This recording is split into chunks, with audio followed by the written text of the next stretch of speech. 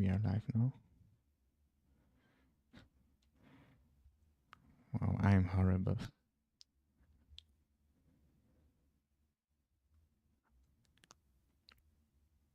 I am horrible.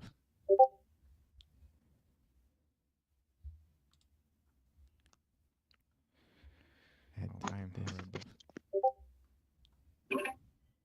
Confirmed we are live. Thank you. Okay. Suti everyone, and I'm very sorry for waiting for so long. There were again technical difficulties. Welcome to our weekly study group, Dhamma group. Today we won't read for very long because we started very late, but there's still time. And Venerable Yuttadhammo patiently waited for me to fix this problem. So before we start, we will take the 5 precepts. If you take the 8 precepts, you can just close your eyes and meditate meanwhile. And I will show on screen the 5 precepts, and everyone is welcome to take them with us. Is there anyone on the Discord who is willing to take the precepts for us today? Or lead the precepts? I would like to. Okay, thank you, Julie. Just give me a quick moment.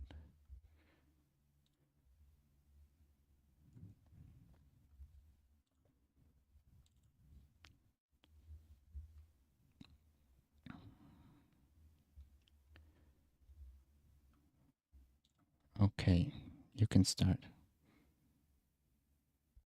Ahang bante ti saranena saha pancha silani yachami. Dutiyampi ahang bante ti saranena saha pancha silani yachami. Datiyampi ahang bante ti saranena saha pancha silani yachami. Namo tassa bhagavato arahato samma sambuddhassa. Namo tassa bhagavato arahato samma sambuddhassa. Namo tassa bhagavato arahato samma sambuddhassa. Namo tassa bhagavato arahato sama sambuddhassa. Namo tassa bhagavato arahato sama sambuddhassa. Namo tassa bhagavato arahato sama sambuddhassa. Buddhang saranang gacchami. Buddhang saranam gacchami. Dhammang saranang gacchami. Dhammang saranam gacchami. Sanghang saranang gacchami. Sanghang saranam gacchami. Tutiyampi buddhang saranang gacchami. Dutiyampi buddhang saranam gacchami. Dutiyampi dhammang saranang gacchami. Dutiyampi dhammang saranam gacchami. Dutiyampi sanghang saranang gacchami. Dutiyampi sanghang saranam gacchami. Tatiyampi buddhang saranang gacchami. Tatiyampi buddhang saranam gacchami. Tatiyampi dhammang saranang gacchami. Tatiyampi dhammang saranam gacchami. Tatiyampi sanghang saranang gacchami. Tatiyampi sanghang saranam gacchami. Ti saranagamanang nititang. Amabante. Arnatipata Veramani Sikkhapadang Samadhiyami. Panatipata Veramani Sikkhapadang Samadhiyami. Adinadana Viramani Sikkhapadang Samadhiyami. Adinadana Veramani Sikkhapadang Samadhiyami. Kamesu Michachara Veramani Sikkhapadang Samadhiyami. Kamesu Michachara Veramani Sikkhapadang Samadhiyami. Musavada Veramani Sikkhapadang Samadhiyami. Musavada Veramani Sikkhapadang Samadhiyami. Sura Meraya Manjapamadatthana Veramani Sikkhapadang Samadhiyami. Sura Meraya Maja Pamadatthana Veramani Sikkhapadang Samadhiyami. Imani Pancha Sikkhapadani Silena Sugating Yanti Silena Bhoga Sampada Silena Nibuting Yanti Tasma Silang Visodhaye. Sadhu, sadhu, sadhu. Sadhu, sadhu, sadhu. Sadhu.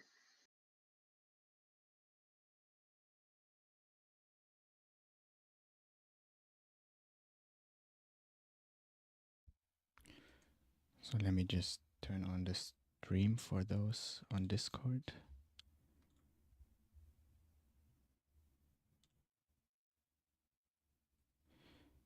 Now we will continue with the reading, and we read each 2 paragraphs. And I don't know who last stopped, so maybe Venerable Sirichando, are you able to start for us today?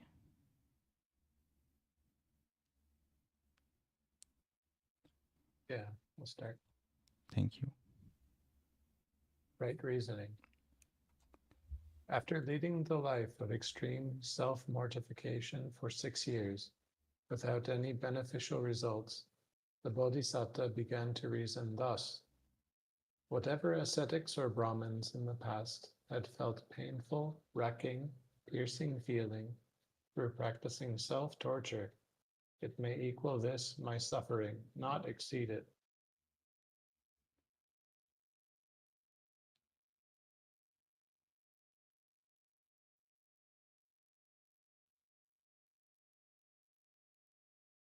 Wherever ascetics or Brahmins in the future will feel painful, Wait, hold on, racking, sorry, hold on a piercing second. feeling.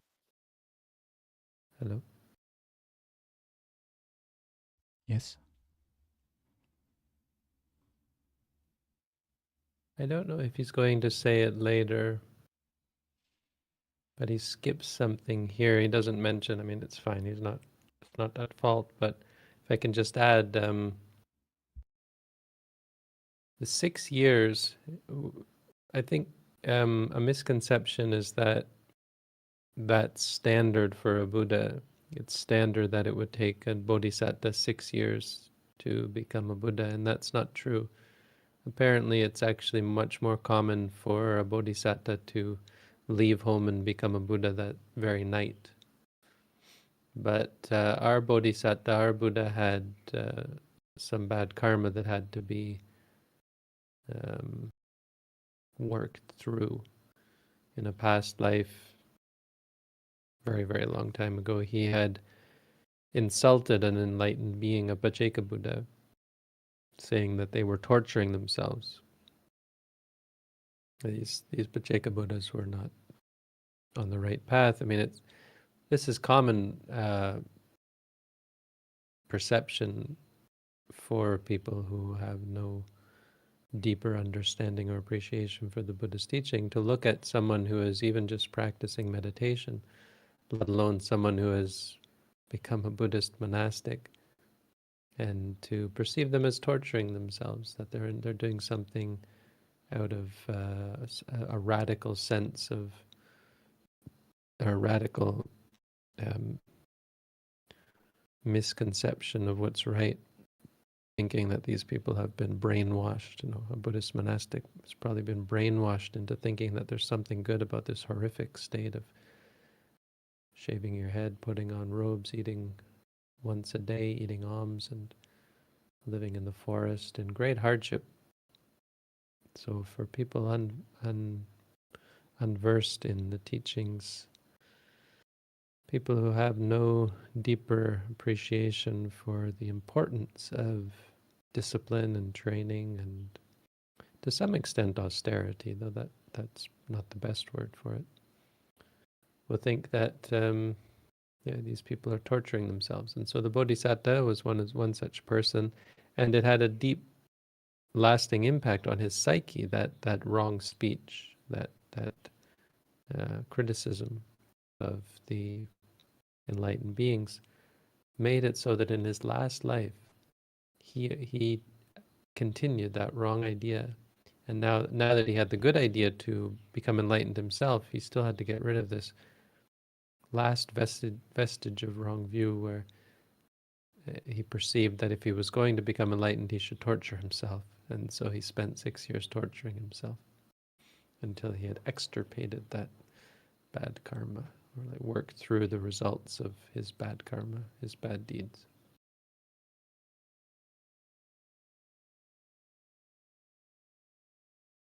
For 6 years, he was finally able to clear through that bad karma and the results of the karma, and gain the clarity to see that it was useless.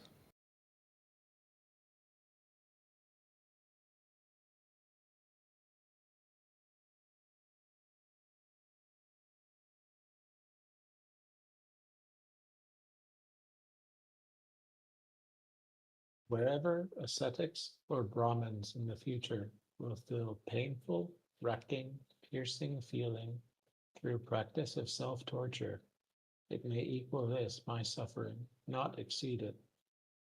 Whatever ascetics or Brahmins in the present feel painful, racking, piercing feeling through practice of self-torture, it may equal this, my suffering, not exceed it. But by this grueling asceticism, I have not attained any distinction higher than the ordinary human achievement. I have not gained the noble one's knowledge and vision, which could uproot the defilements. Might there be another way to enlightenment, apart from this path of torture and mortification?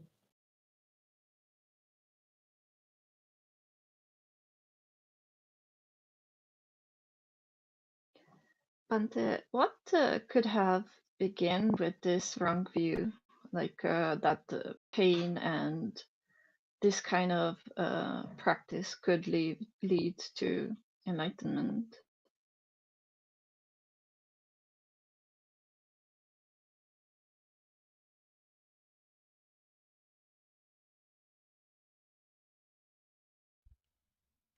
Also, Bante, you're muted if you're talking. Sorry, I did it again. The basic idea is that, or the logic is that,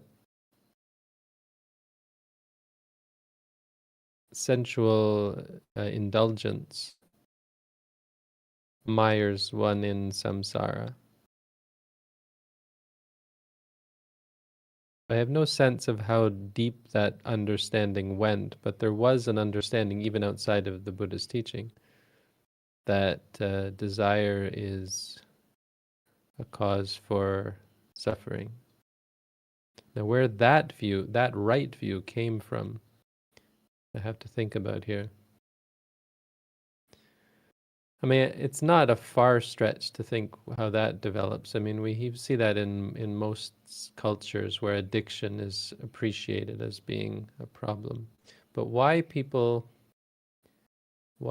decided to leave, I think probably you could say just has something to do with the very nature of spirituality. So the nature of spirituality is to see things that ordinary people don't see, right? And so we see that over time, people became Buddha. They became Pacceka Buddha, not Samma Sambuddha, but by themselves became enlightened outside of the Buddha Sasana, outside of what we know as the teaching of Gautama Buddha, of our Buddha. They themselves were able to come to that. So other people as well were able to go to some degree, to take themselves some distance on the spiritual path. And so this is one of the truths that they came to appreciate. I mean, this is something that even in the time of the Buddha, it existed. This general idea that desire, sensual desire especially, is problematic, or is the non-spiritual way of life. But the logic then led them in the wrong direction, thinking that, well, if A is not enlightenment, then whatever is the opposite of A must be enlightenment. So they came up with B, which is torturing yourself,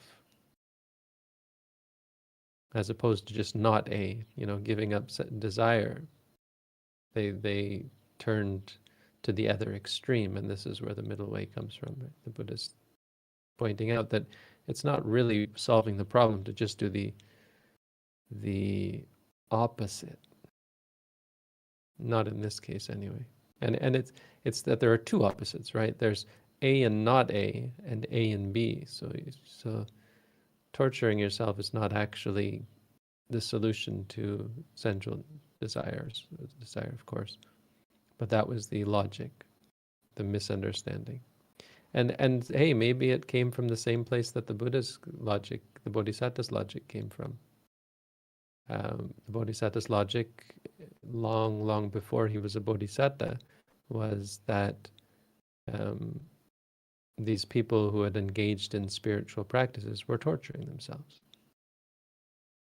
And so based on that, those people who take up sensual pleasure say, well, yeah, that's who we are, that's what it's all about. And they would turn it on its head and say, that must be the way to enlightenment, torturing yourself. And that's the sort of general idea, I think. Yeah, I was just going to say that maybe I mean, other people couldn't have seen like Pacceka Buddhas and others torturing themselves, but it was a misconception of that, right? Like they were thinking Right. that, yeah, okay. Thank you, Bante. Yeah, I mean, even it looks to an outsider that that's what they're doing. It looks like that's what even a Pacceka Buddha is doing. They're, oh dear, why are they engaged in such horrific torture of themselves, giving up all these things that are necessary to be happy, giving up happiness entirely. The spiritual life is the giving up of happiness, I guess is the idea. The Buddha had to spend, you often would point out that spiritual happiness is a much greater happiness. That's only possible when you give up sensual happiness.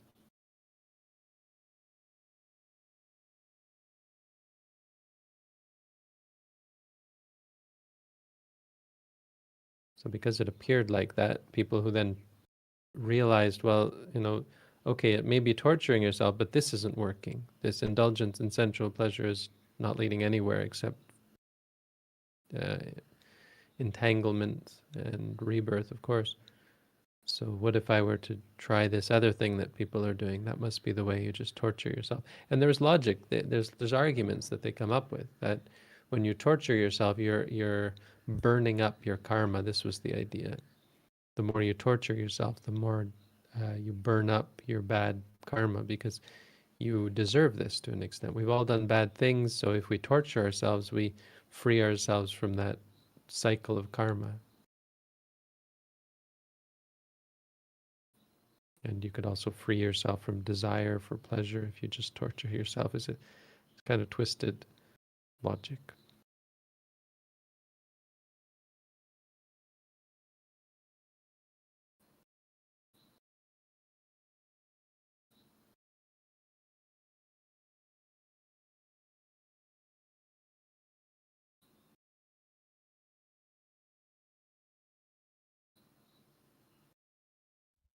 Tsubitsu, are you able to continue for us? Yes.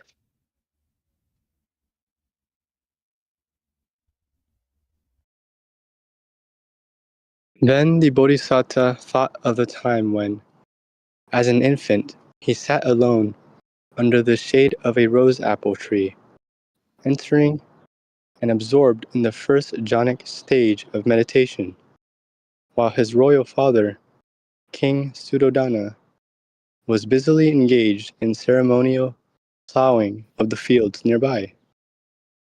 He wondered whether this first jhanic method would be the right way to truth.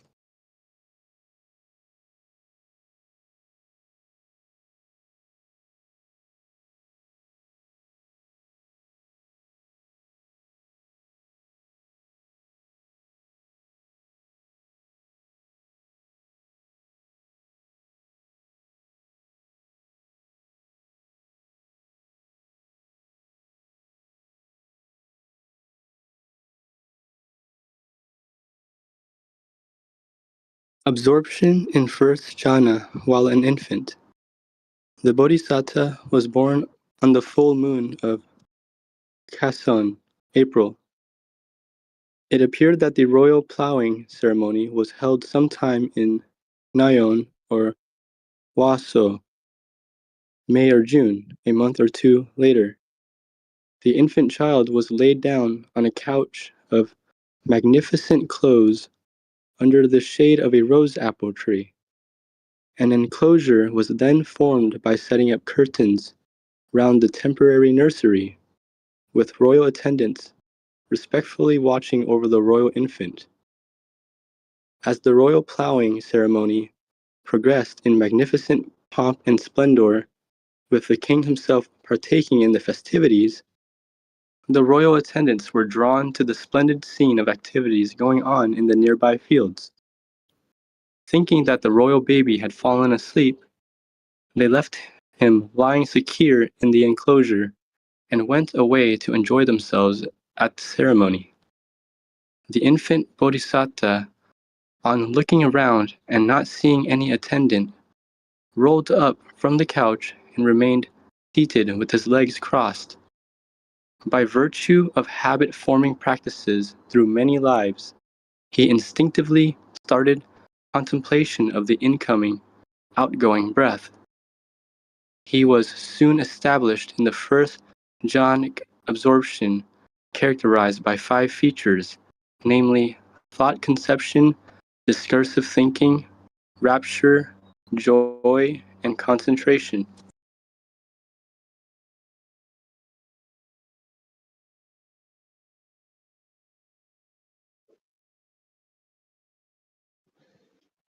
May I ask, is it like common that the Bodhisattva would remember his infancy, like the time even so far as an infant, or was it just basically the moment when he was meditating to remember all of his life, like going back?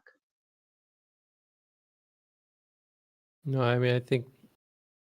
I mean, it goes without saying the Bodhisattva is special, and the idea that they remember their whole life, they have memories of their whole life, isn't very far-fetched. They come out of the womb being able to speak. That's the claim. I don't know. There's lots of claims. But the fact that he remembered this 2-month-old attainment is not very far-fetched. Most of us can remember things maybe when we're 5 years old at best. I think I remember something when I was 3, but it's only because I've kept remembering it. Just a very vague detail of a trip we took. The Bodhisattva is someone very special.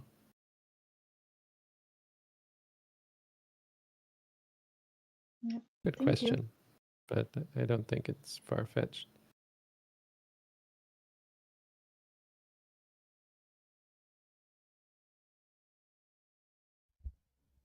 Bhante, we fit the hour. Should we stop there? What do you think? I think we should stick to the schedule. As you said, some people are scheduled and they can only come for an hour and they want to do the hour of reading. And so I think we should respect that. We should stick to 1 hour of reading.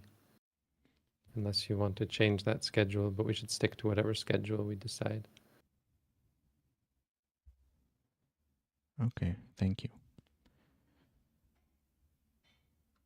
So this means we will start our Q&A.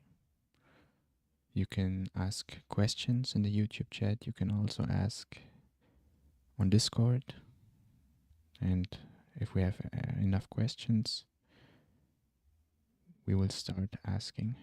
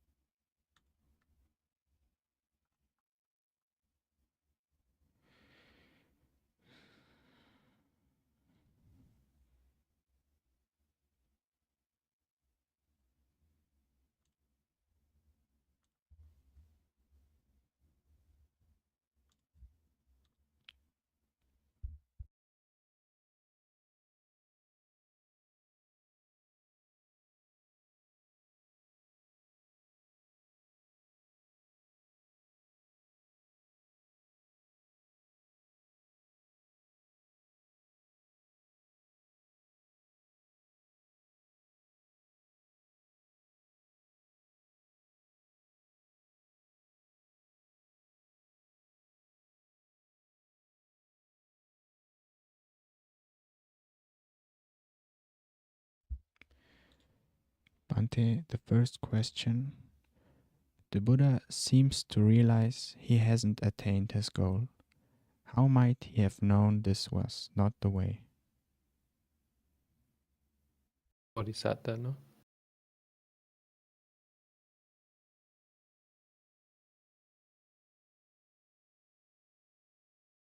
Well, he noticed that his he noticed that his defilements were still present.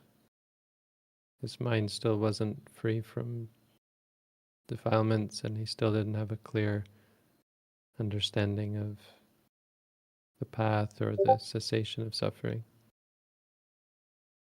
He still hadn't experienced freedom.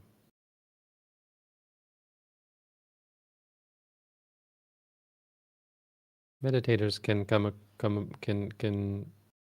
come to these realizations as well, to see that they still have greed, anger, and delusion. That's one great way to tell whether you're progressing on the path. You notice you have less greed, less anger, less delusion.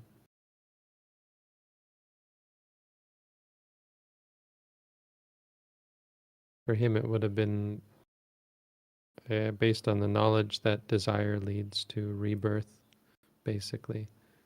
And he was trying to get out of rebirth. I guess that's how it is. He doesn't, the point is that he isn't aware of the Four Noble Truths yet. He doesn't know what the Four Noble Truths are. So he doesn't have a complete understanding that desire is what causes suffering. What understanding does he have? That he hasn't found anything significant, that's for sure. He could at least say that he hasn't come across anything that he can say, this is the answer to my questions. Question of how do you become free from rebirth. He hasn't found that answer yet.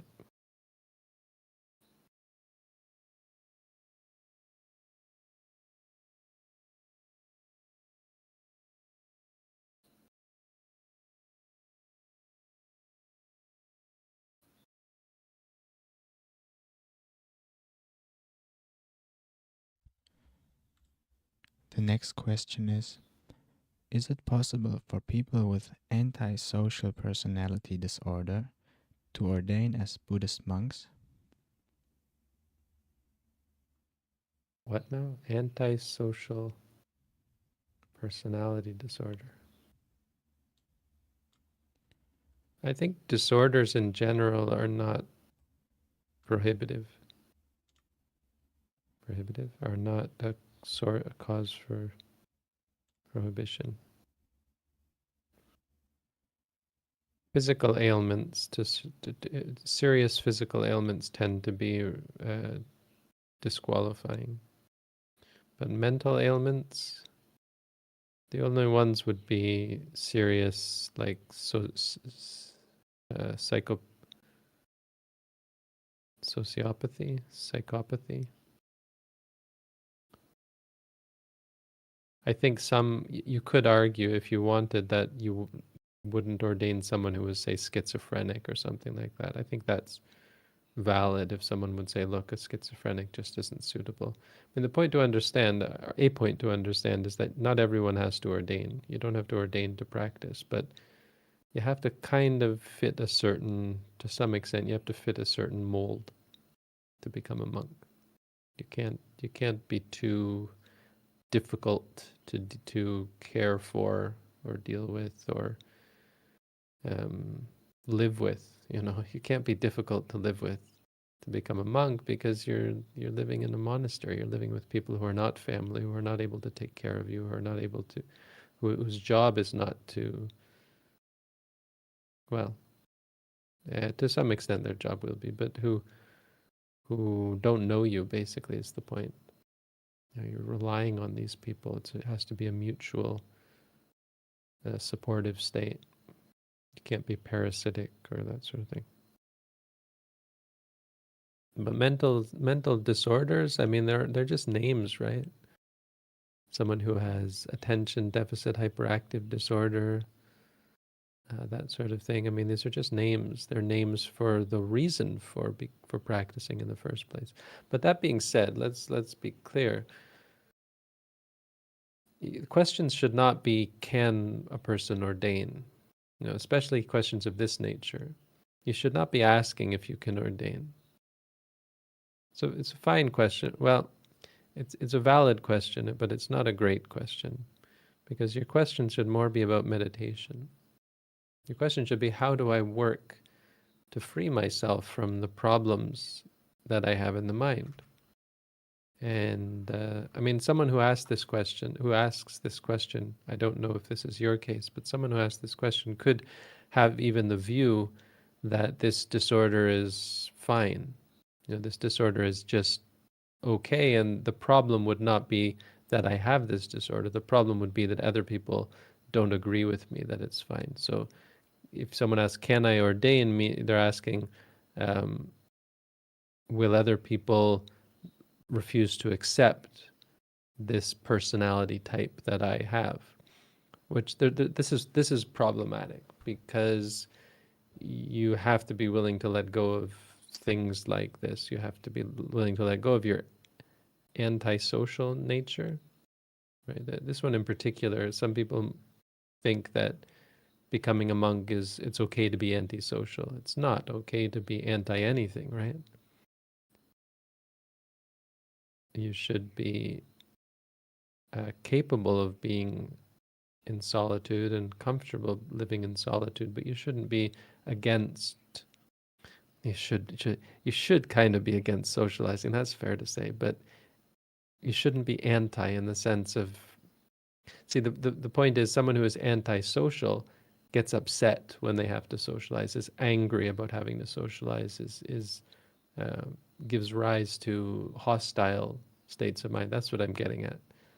And it can be that someone has the idea that it's not my problem, it's your problem for wanting me to be social. It's your problem for bothering me, right? Now, a monk should be inclined to solitude, absolutely. The Buddha encouraged solitude,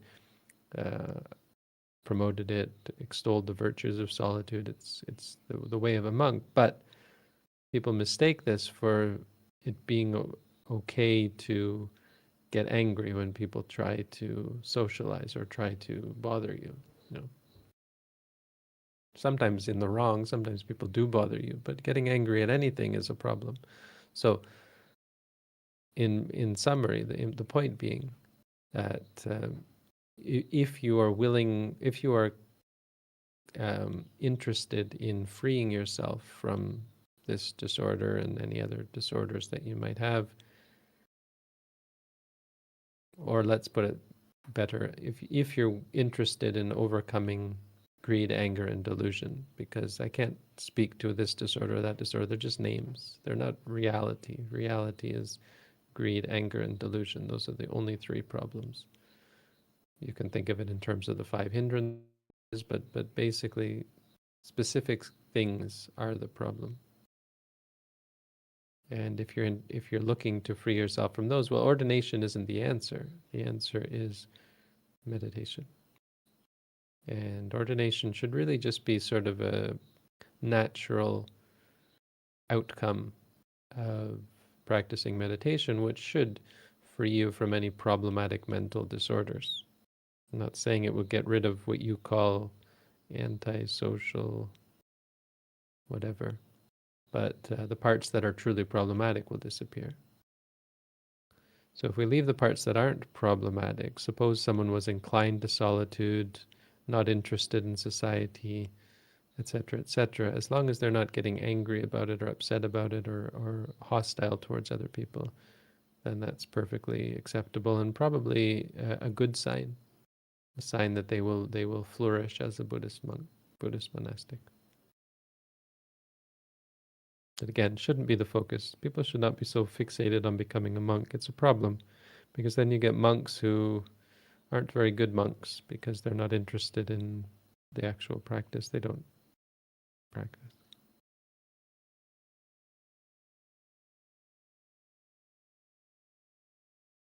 And they think that the ordination was going to solve their problems, when it doesn't.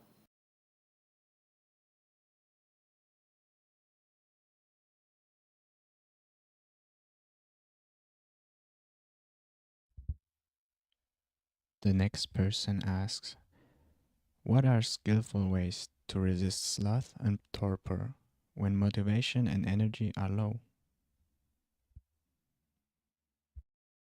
Well, associating with people who are energetic, that will push you and encourage you and be a good example for you. Studying the Buddha's teaching to give you motivation, even mindfulness of the Buddha. The talk that I'm giving tomorrow, the Dhammapada for tomorrow, is basically about this. In part, it's about this, the idea that mindfulness of the Buddha especially is something that gives you encouragement. I remember actually when I was, before I'd ordained, living as a Buddhist in Canada, from time to time I still had to drive places. And I found it difficult to be mindful in driving because I'd get very tired. Not tired, but like the concentration increases, and you start to nod off even. So it was dangerous I found, to drive and try to be mindful at times. And so I eventually, after, I guess, thinking for some time about an answer, I found a solution, and that was to do chanting, to chant the virtues of the Buddha. And it really helped.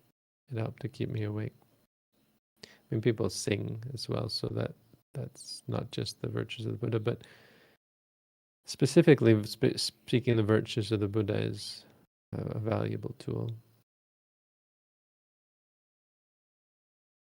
To some extent, you have to face the tiredness. I mean, not to some extent, eventually, inevitably, you have to face it without trying to fix it.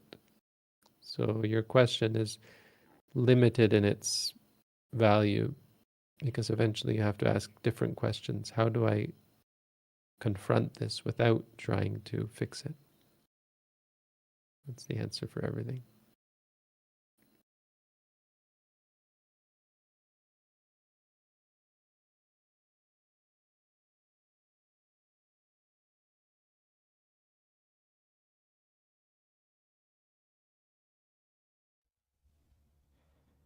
The next question is, Can someone take mandatory medicines for mental health while meditating?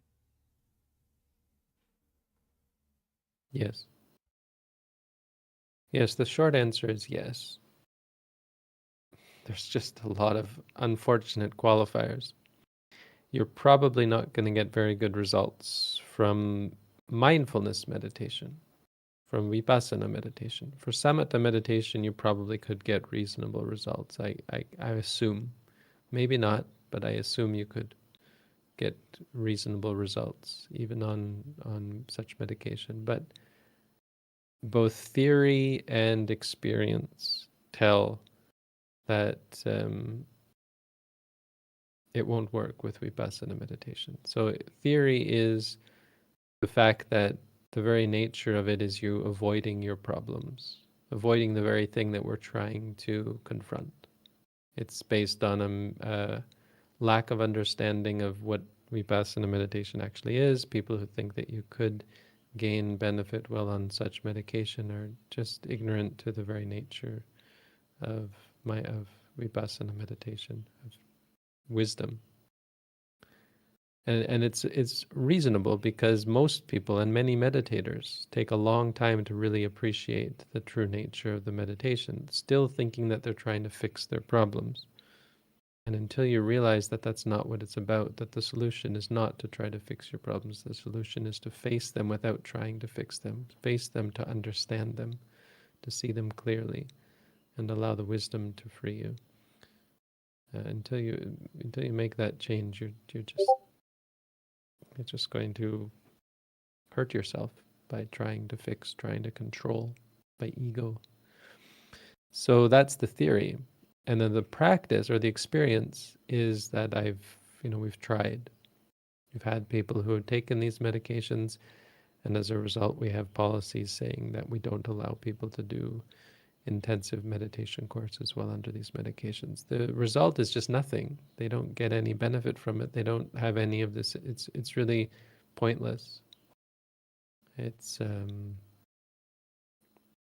also problematic. It can lead to undesired side effects because you're not fixing your problems. You're just repressing them. In fact, we had one meditator who lied and said he wasn't on any medication and came to our center, and halfway through the course just stopped because he could see that it was pointless. He said, "Look, I lied," which was probably even a worse thing than the actual medication. No, I don't. It was also a bad thing to lie about it.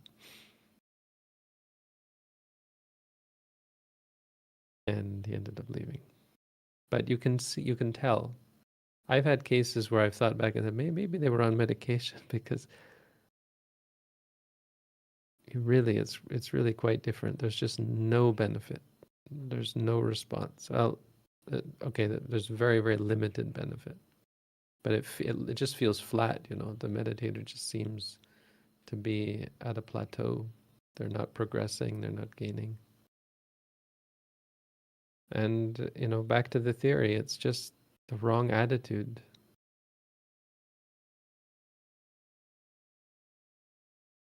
Mandatory medication is not a thing. I suppose in some cases, maybe if it's a brain problem, like a brain failure or something, but mostly what they say is brain failure is misguided. So there was this big thing about chemical imbalances causing mental illness, and you could just top up the right chemicals. I'm told that that's actually has no basis in actual science. It's just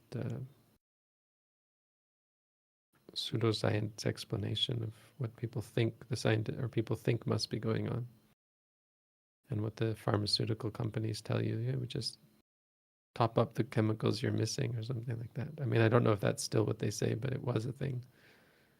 And yeah, most of that's just not true. Even if it were sort of a simplistic truth, it still can be, or it still has to be, confronted with mindfulness to find a true solution. Like a schizophrenic may never be free from hallucinations, but they can absolutely free themselves from the paranoia about the hallucinations. That's what you have to start to appreciate. You may not fix your brain, but you can fix your mind by stopping trying to fix the brain and stopping trying to fix the mind. You can fix it all by just facing it, confronting it, and learning to let go of it.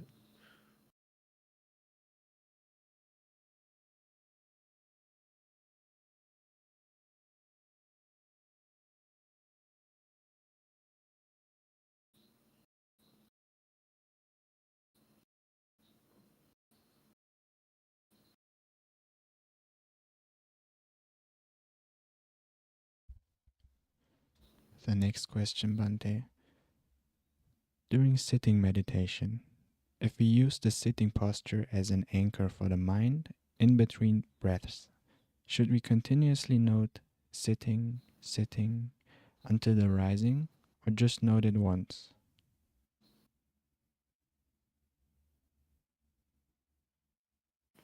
If the rising and falling stops, like if it stops for an extended period, you could note sitting, sitting, but otherwise, in ordinary practice, you would just note rising, falling, sitting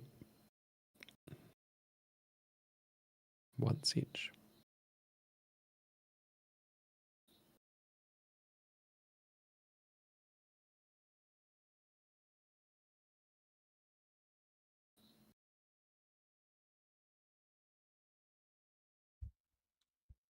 The next person asks, should we actively reflect on our practice, or should we only concern ourselves with noting our experiences? Reflecting can help. It's not wrong. The problem is that it becomes more where you obsess and worry and ruminate and so on. That's when it's problematic. But reflecting can be useful. It can help you to appreciate that you've been doing something wrong and to correct it. That you maybe missed something, you forgot to note something. You can review the things that you should be noting and review the things that you experienced and see if you noted them all. See if you were consistent or if you were misled. You can ask yourself questions like, how was I practicing correctly? And you can review that.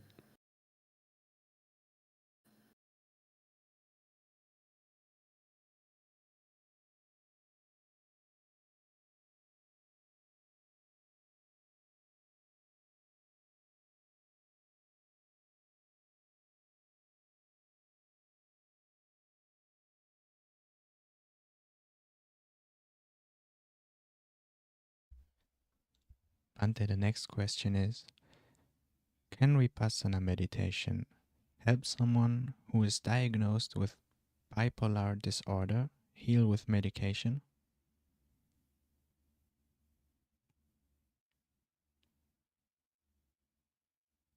Heal with medication.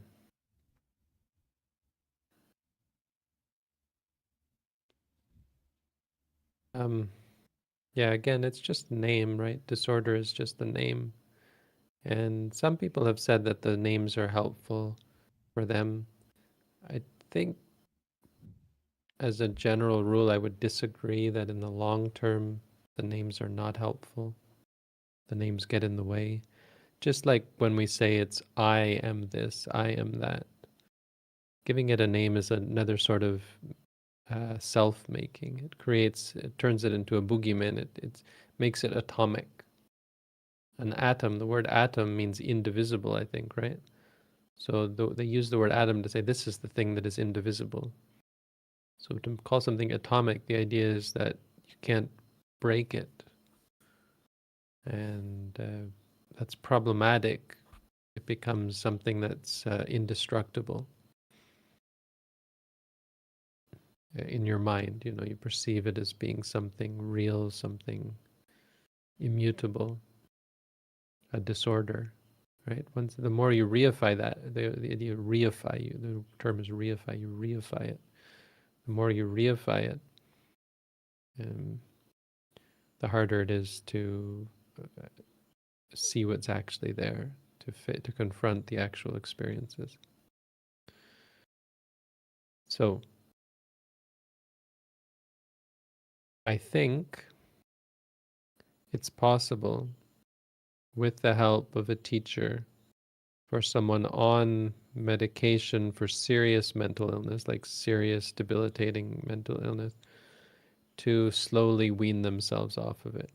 I'm not saying they'll be able to. There's no reassurance that everyone who tries to practice meditation will succeed regardless of any mental illness.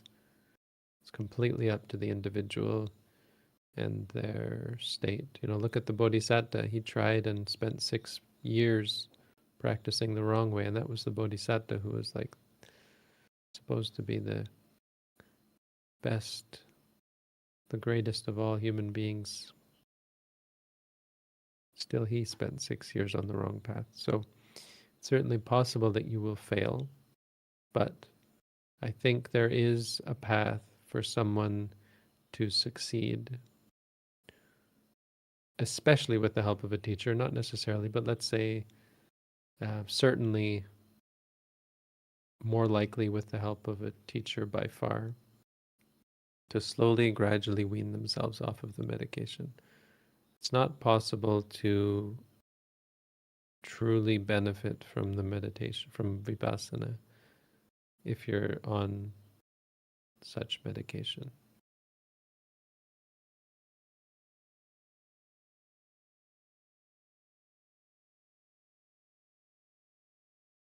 It's just, at the very outset, it's just the wrong attitude where you're trying to avoid your problems.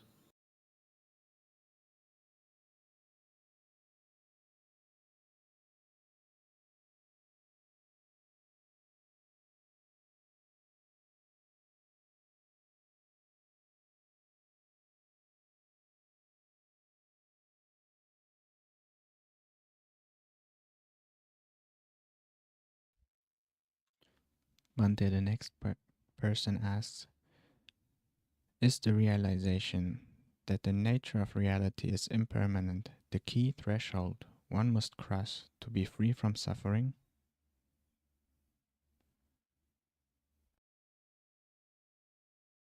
So there are 3 characteristics, and these 3 characteristics are the triple gateway to liberation, the 3 doors to enlightenment and to freedom.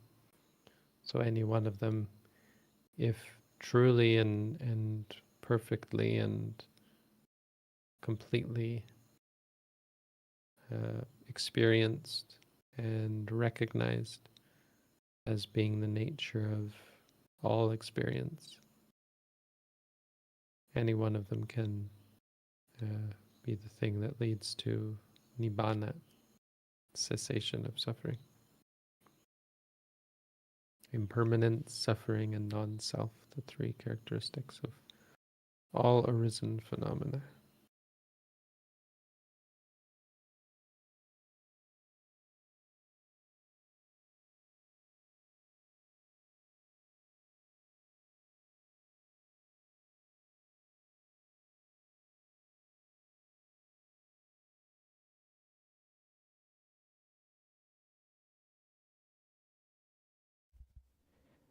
The next person wants to know, why does our brain or our thoughts turn against us?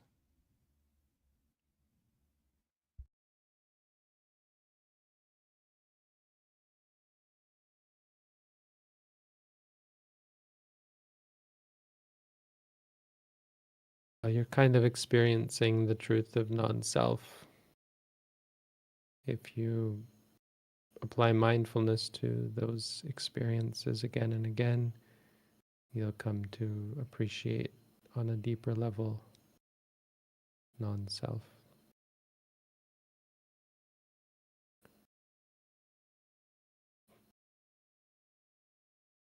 You appreciate that that's just the way it is.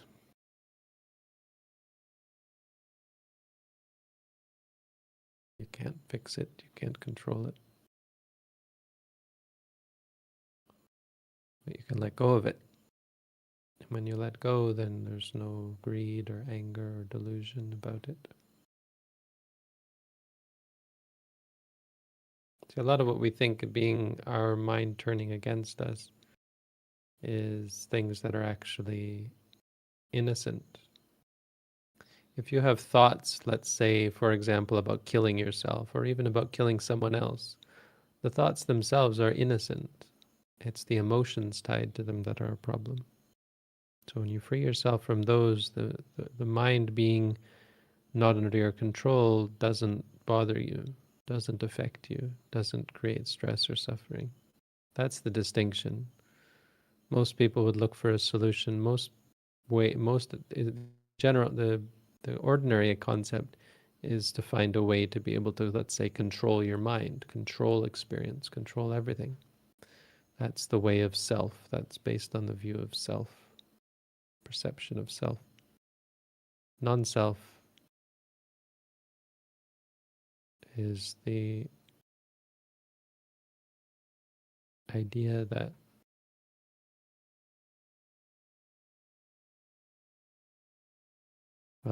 it's many things, but the characteristic of non-self leads you in the opposite direction of stopping trying to fix and control. You just get the general idea, the overall perspective of not making things me or mine. See, it's funny, the non-self itself becomes a self often. It's a problem that non-self becomes a self, meaning the concept of non-self becomes a entity. So people think, how will I see this thing called non-self? And as soon as you do that, you've created a self out of non-self. So the Buddha uses these terms, ahankara, mamankara. Don't make anything self. Don't make anything me. Don't make anything mine. The problem is that we make things me and we make things mine. So it's a little bit complicated to explain non-self because you have to dance around the idea of a thing. It's not a thing. If you want to understand non-self, really it's the stop making things me or mine. And you do that because you see things clearly. So you could say you see that they aren't me and they aren't mine. You could also say you see that making them me and making them mine causes stress and suffering. But it's not intellectual. It's not about, oh yeah, this is not self because of this, because of that. It's just you stop making them me or mine. Another thing you could say is that you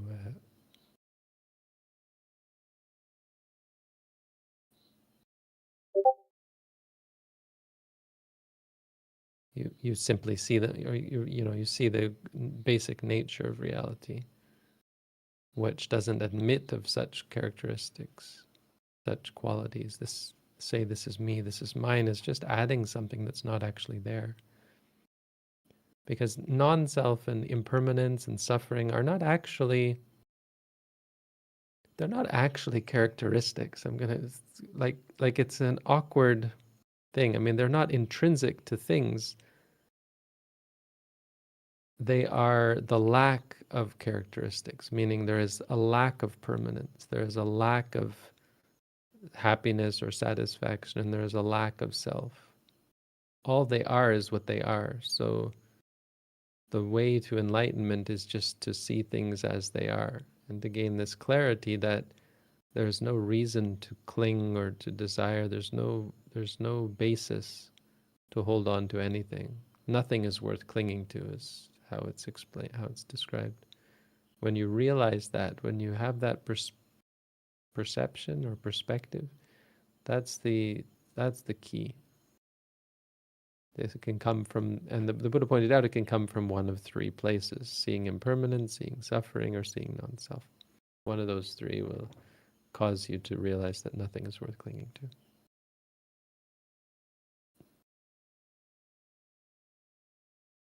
Sorry, I was actually referring back to another question. This one is about the brain, right? So yeah, it's the idea of non-self. The more you see that, the more you'll stop trying to cling to it. This is my brain. This is me that the brain is going against, or so on. You'll see that that's foolish and unwarranted and not a part of reality.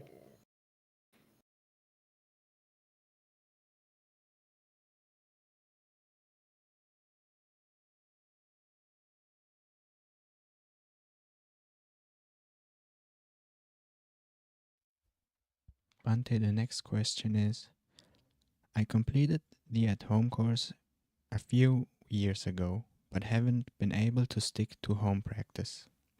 Over the last 2 months, I have been meditating daily. Would it be acceptable to complete the at-home course again? It would be acceptable, but we don't provide that service. The at-home course is kind of above and beyond, you know. It's a lot. And so it doesn't seem reasonable to offer it again, because that's just, it feels like babysitting, you know. I think if someone wants to, I suppose it's okay. It just doesn't seem,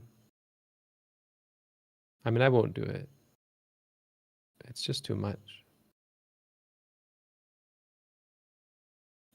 You're expected to take the next step, to come and do an intensive course at our center.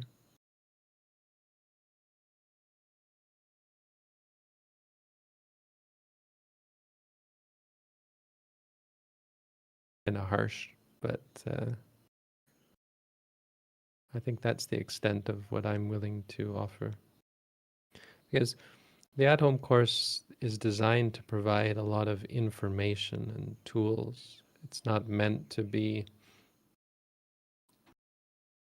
holding your hand so much. Even the intensive courses, it's not supposed to be about holding your hand. So it's not meant to be a crutch by which you can say, this will push me to meditate every week. You have to find that, you're expected to find that on your own. I think it's reasonable.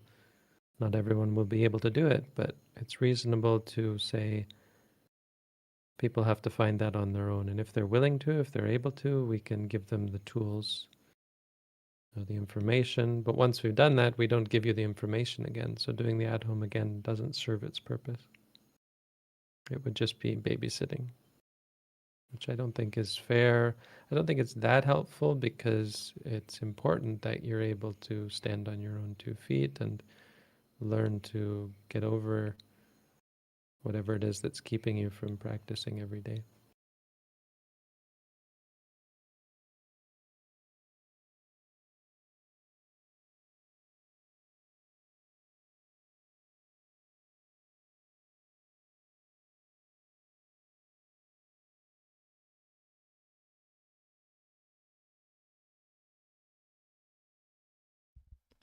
Bante, the next person wants to know, did the Buddha teach about energy systems running through the body that affect our mental states?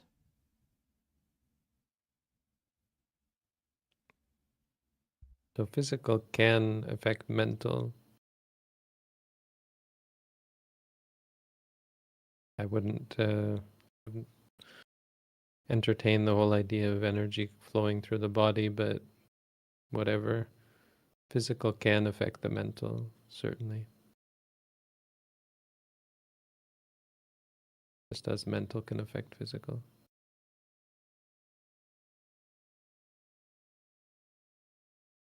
Complicated. It's not just even like that. There's many intricate and complicated relationships. It's called the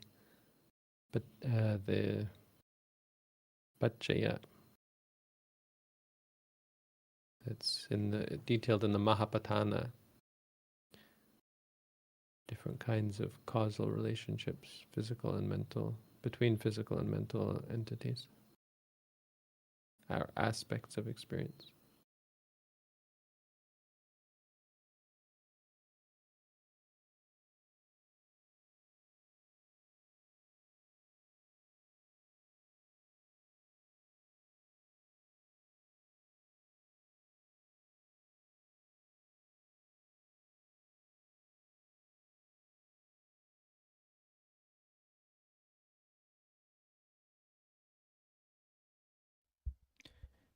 The next question is, how skillful is it to call or label yourself a Buddhist? Did the Buddha touch on this?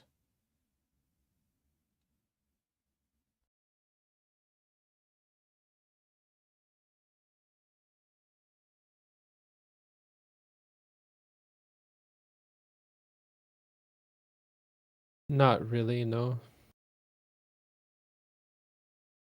Labels are not generally that helpful. They can be problematic.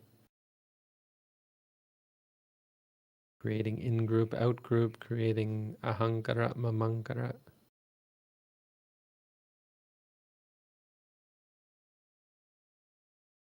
don't think it's wrong to say I am Buddhist. It's much more of a functional thing.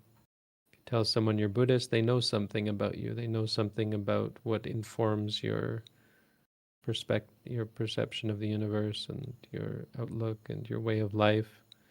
It can be very useful socially. It can be harmful, of course, as well, where people get angry. Oh, this Buddhist, he must be worshipping the devil or something.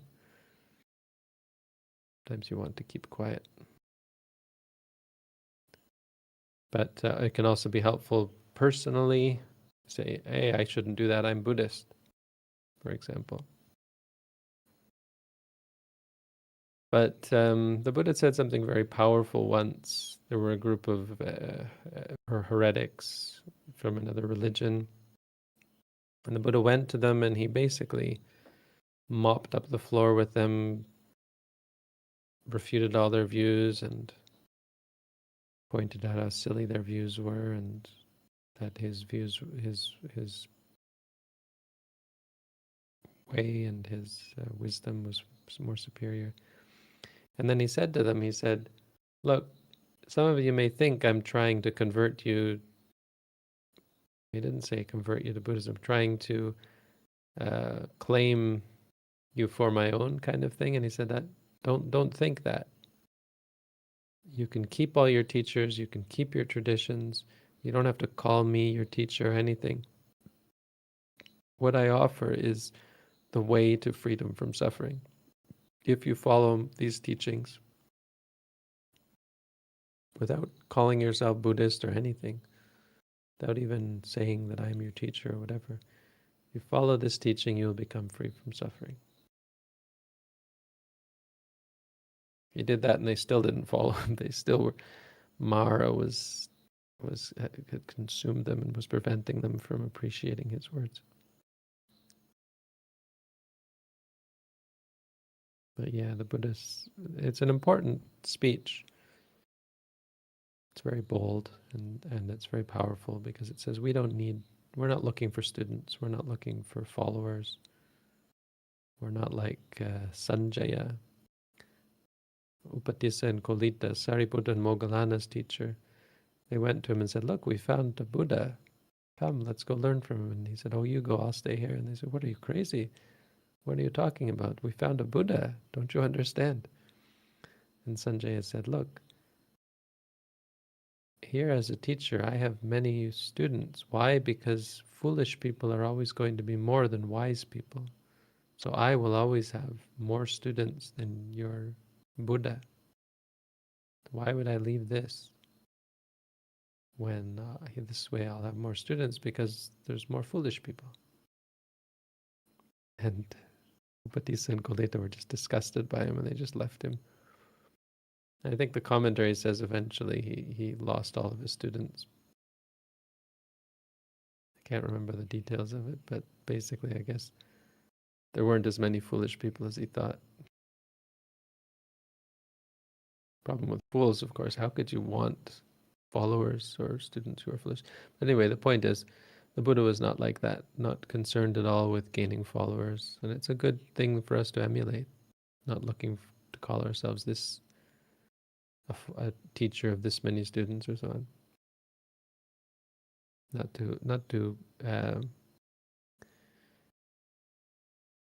to be possessive about your students. Saying, this is my student. Oh, look, there goes that person. They're great and they're my student.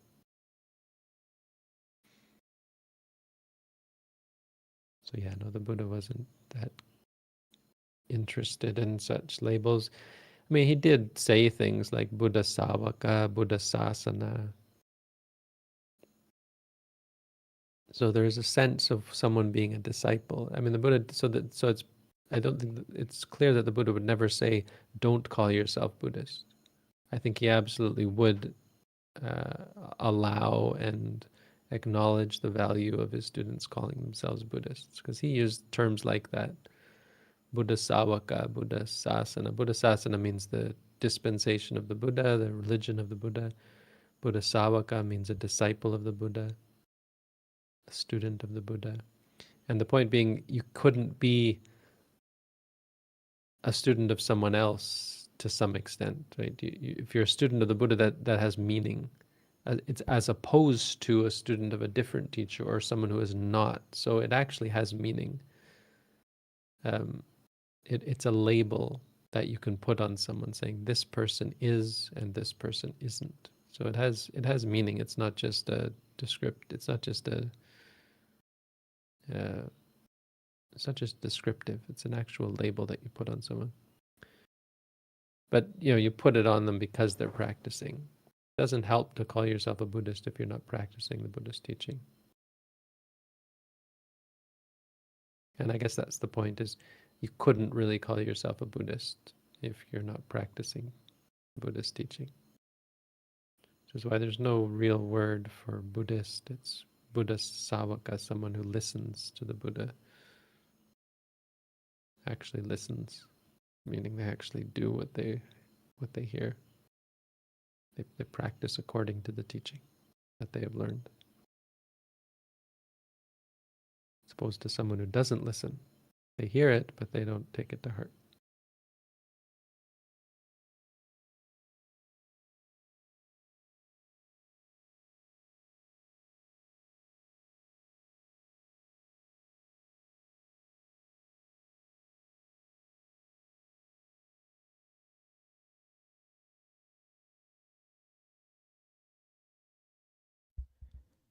Bhante, the next person is asking, how far should generosity be developed prior to undertaking meditation?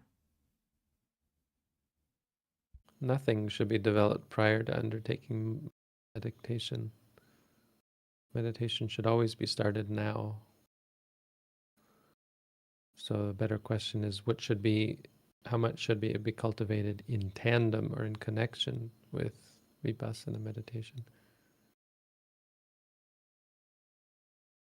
I mean, I think there's many such questions that could be asked about many such things. And they're all going to be, the answer's all going to be some form of reasonable, as is reasonable. You don't want to get obsessive about any practice. The only practice you should really cleave to, meaning cling to or cleave to, no, stick to, is practice of meditation. Well, I guess ethics you could put in that category as well. Ethics is special. Whereas generosity is not something you have to always be focused on. Ethics is something you have to always be focused on. Generosity is more of an occasional, but absolutely, practically speaking, essential. Someone without any sense of generosity or any acts even of generosity is going to have a very difficult time practicing. It's going to be uncomfortable, unpleasant, and have lots of obstacles, because a person who is not generous and kind is not going to have the supportive conditions physically and mentally to allow them to practice comfortably.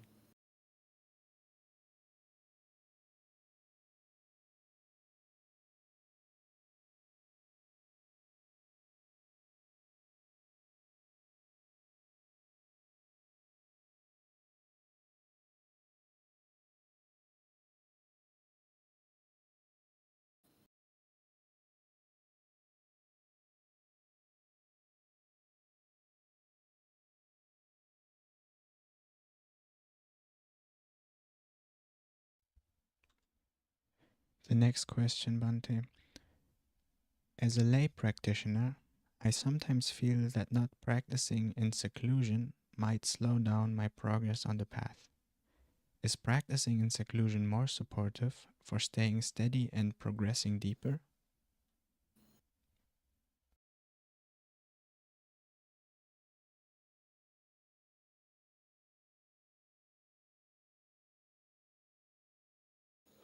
I think practicing in seclusion is only valuable once you've gained proper instruction from a teacher. And I think for most people in modern times, that's going to mean not just hearing the teaching or reading the teaching and then taking what you've learned away to practice. That's going to be years of practice directly with the teacher. I think it's just the nature of things. As things deteriorate, people are not capable of going off in solitude. And again, it's individual, of course. For some people, it will absolutely be sufficient. But in these times, very rare. And anyone who thinks that they're special and they can just go off on their own, probably the more they think they're special, the less special they are. No, you'd have to be, well, there are people I know who are special. Be very careful about thinking you're special, though. 9 times out of 10, when someone thinks that, they're going to go off on their own and just get lost and develop bad habits. It's very unlikely that someone should be special enough to, in this day and age anyway, to go off on their own and become enlightened. And certainly you can. It saves a lot of work from the teacher's perspective, but doesn't seem that it doesn't appear to be that fruitful, generally speaking. For most people, it's going to be highly problematic and a source of bad habits that a teacher could easily correct. Often you don't even need a very good teacher. Even just being around other meditators is often enough, because they correct you, because they point out, hey, look, you're doing this wrong or that wrong. It's easier to see other people's problems than our own.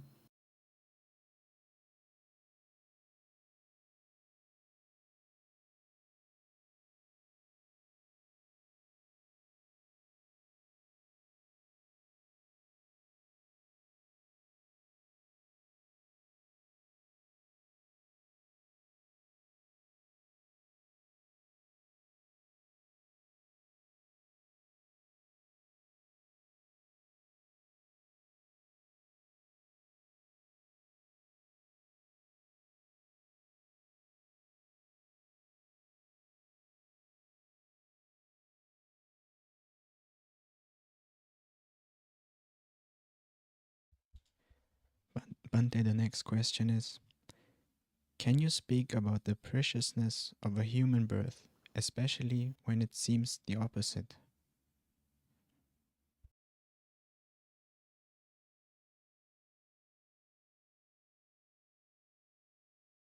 Well, it isn't. Okay, so there's 2 levels of this. Ultimately speaking, human birth is rubbish, is garbage, is refuse, is like excrement. That point is that goes for all birth.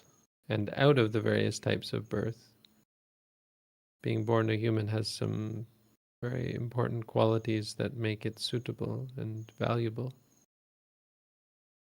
comparatively speaking. And temporarily, until you can be free from it as well. I mean, mostly in comparison to being born as an animal, that's generally the point. So the easiest way to think of it is, as compared to being born any other animal, being born a human is, without any doubt or any reason to think otherwise, better. There are people who think, non-Buddhist people who think that being born, say, a dog or a cat is probably better. You don't have to do anything, you just sit around and whatever. But that's, of course, foolishness and wrong view. But certainly spiritual people of any sort would be quick to tell you, yes, better to be a human than any other type of animal. That's usually how that idea is framed. Because you could argue that being born a deva, an angel, is better than being a human in some instances, in many instances. But that's only really true during the Buddha Sasana. It's because there are many Buddhists there are many Buddhists that are devas, many devas that are Buddhist at this time. And so the opportunities to learn the Buddha's teaching are better as a deva now, anyway. And the capacity to practice is much better. You can sit still for months on end as a deva.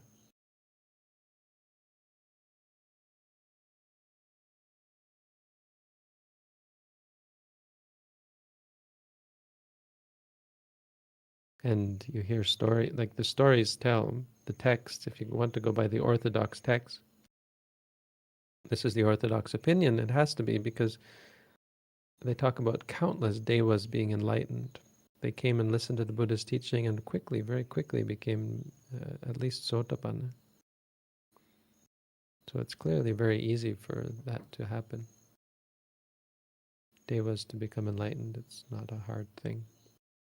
The real problem is when there's no Buddha around, a deva is often very negligent. An angel is a heavenly being. It's just so pleasurable. That's something to be careful about. It's why some people argue that being some people argue that being a human is better because it's painful and it teaches you more about the Four Noble Truths. I don't think that's true, but it is some argument. Some people do argue that.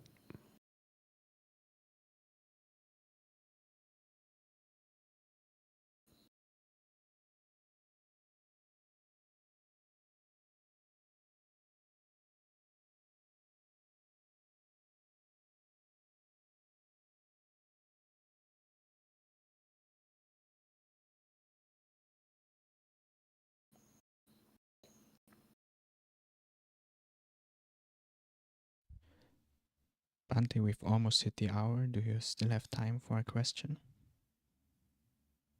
Okay.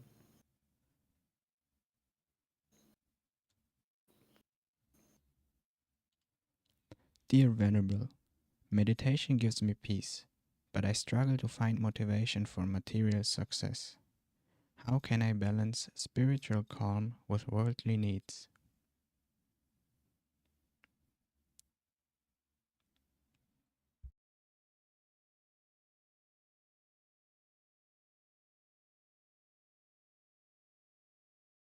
Where do I see this? I have to find this. Dear meditation gives me peace.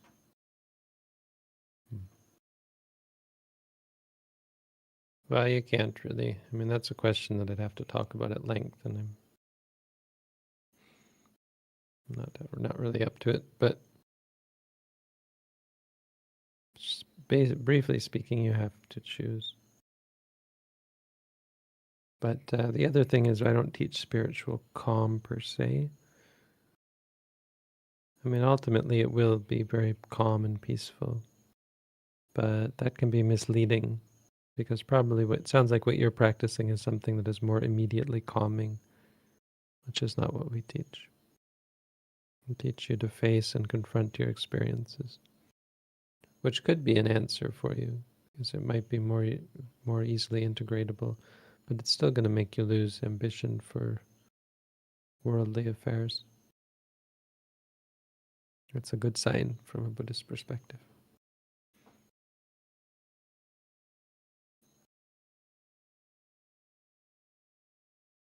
I guess the last thing I would say is that you have to broaden your perspective and appreciate that worldly affairs and so on are not that meaningful, not as meaningful as they appear to be.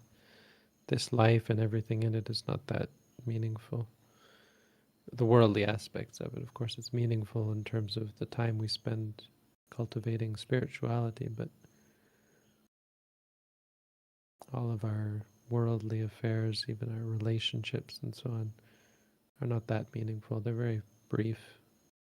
In the round of samsara, they have they're no time at all. They're a blink of an eye.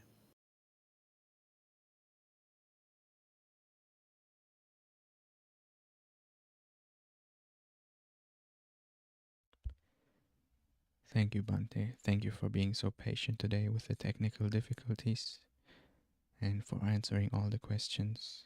And that's all we've prepared for today.